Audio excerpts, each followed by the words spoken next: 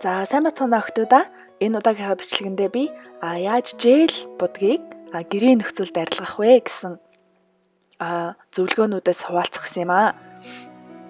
За миний энэ будаг бол бараг 2-7 хоногчсон будаг байгаа.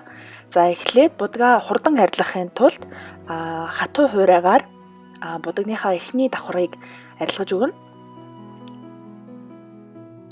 За тэгээд мөнгөлөг цаасандаа би энэ үсэнд сор тавихад хэрэгэлдэг мөнгөлөг цаас хэрэгжилж байгаа.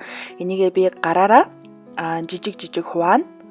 Тэгээд нэг хуруунд нэг иймэрхүү хэмжээтэй нэг 3 хуваагаад тэгээд 3 хуваасныгаа дахиад жижиглэж ийм дөрвөлжин хэлбэртэй хуваана. Тэгчээд мэдээж хөвөн хэрэглэн тэгээд ацтон бас байх хэрэгтэй.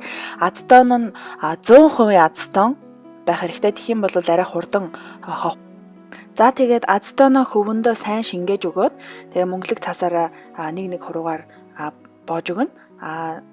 Мөнгөлөг цаасаа боохдоо сайн чанхан шиг бас нямбай боохыг хичээгээрэй.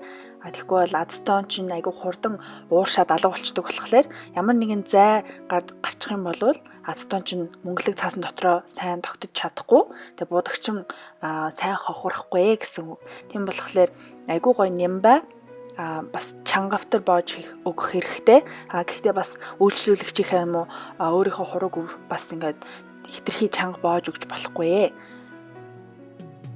За тэгээд миний 2 хуруу бол будаггүй байгаа.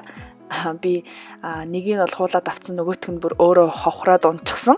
Тэгээд ингээ 8 хурууга ингээд дүүгээрээ болгож байгаа. Тэгээ би өөрөө хурууга боож чаддаг болохоор заримдаа дүүгээрээ тусламдаг байгаа. За тэгээд 10 минут хүлээх хэрэгтэй. Хэрвээ хүсвэл өөрөө ингээд хуулаад авчиж болно, эсвэл хүнээр туслуулад.